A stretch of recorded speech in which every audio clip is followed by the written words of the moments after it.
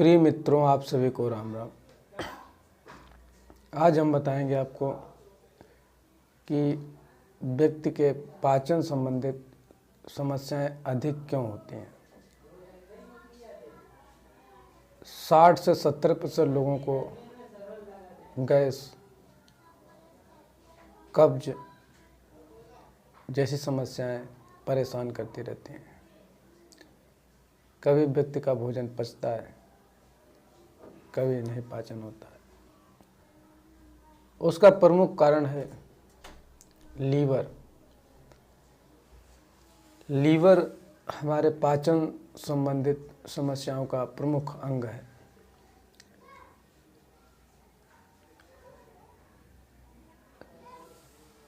अगर पाचन सही नहीं होगा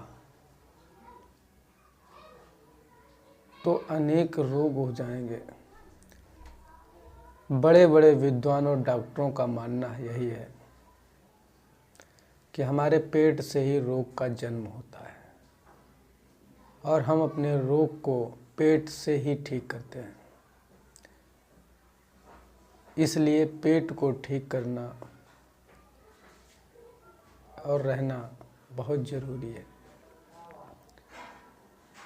हम जो भोजन करते हैं उसका पाचन हमारे मुंह से ही शुरू हो जाता है। जब हम भोजन चबाते हैं तो जो सलाइवा निकलता है उसे स्टार्च बोलते हैं। उससे भोजन का पाचन वहीं से शुरू होता है और फिर भोजन पेट में जाता है। पेट में हमारी जठराग्नि, उसमें कुछ एंजाइम छोड़ती है, कुछ भोजन वहाँ पचता है। फिर उसके बाद भोजन छोटी आंत में जाता है। वहाँ लीवर जो है पित्त रस छोड़ता है, कुछ पैक्रियाज रस छोड़ता है, कुछ छोटी आंत से भी हार्मोन्स निकलते हैं और उसके बाद में पाचन पूर्ण होकर रस बनता है। रस छोटी आंत में एक ज्वार हो जाता है और वह हमारे रक्त में मिल जाता है और बचा हुआ वह बड़ी आंत में चला जाता है। वहाँ से पानी का एग्जॉर्प्शन होता है और वह भी रक्त में मिल जाता है। इस प्रकार से पूरी प्रक्रिया को पाचन प्रक्रिया कहते हैं। अगर इसमें कोई भी गड़बड़ी आ जाए तो हमारा पाचन तंत्र खराब हो जाता है। इसलिए पाचन को ठीक रखना बहुत ज़रूरी है। आजकल पाचन के खराब होने के कारण क्या है यह बताते हैं आपको। बाजार की बनी हुई वस्तुएं, तली भुनी अत्यधिक वस्तुओं का प्रयोग करना पाचन का खराब करने का प्रमुख कारण है। और दूसरा कारण है पेट में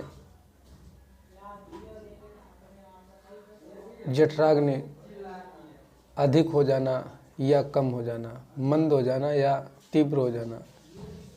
इससे भी हमारा पाचन तंत्र खराब हो जाता है, क्योंकि अगर जठराग्नि मंद होगी तो भोजन देर में पचेगा और अगर जठराग्नि तीव्र होगी तो भोजन बहुत जल्दी पच जाएगा।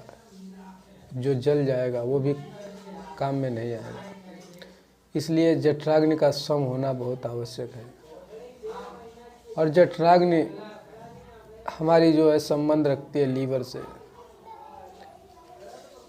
अगर पित्त रस सामान्य रहेगा, लीवर सही काम करेगा तो पाचन सही होगा। इसलिए हम लीवर का विशेष ध्यान रखें, कोई नशा ना करें। और अगर कोई समस्या पाचन में आ जाती है, अगर गैस या लीवर में कोई समस्या है तो उसके लिए सबसे अच्छी औषधि गिलोय है। इसे अमृता भी बोलते हैं। दूसरी औषधि आंवला। इन दोनों का स्वरस लें। ये रस भी आता है पंसारी की दुकान पे, या इसका दोनों का चूर्ण लें। आंवले का भी चूर्ण मिल जाता है पंसारी की दुकान पे और रस भी मिलता है, और गिलोय का भी। इनका दोनों का चूर्ण या रस लेकर दोनों का बराबर मात्रा में अगर चूर्ण लिया है तो 1-1 चम्मच सुबह शाम प्रयोग करें। और अगर रस लिया है तो रस भी ये समझ लो 10 ml, 10 गिलोय का और 10 ml आंवले का, दोनों का बराबर मात्रा में लेकर ताज़े पानी के साथ सुबह शाम प्रयोग करेंगे तो आपका पाचन बिल्कुल सही हो जाएगा और आप बिल्कुल स्वस्थ हो जाएंगे, क्योंकि पाचन से ही हमारे शरीर का बहुत बड़ा संबंध है। आज के लिए इतनी जानकारी अच्छी लगे तो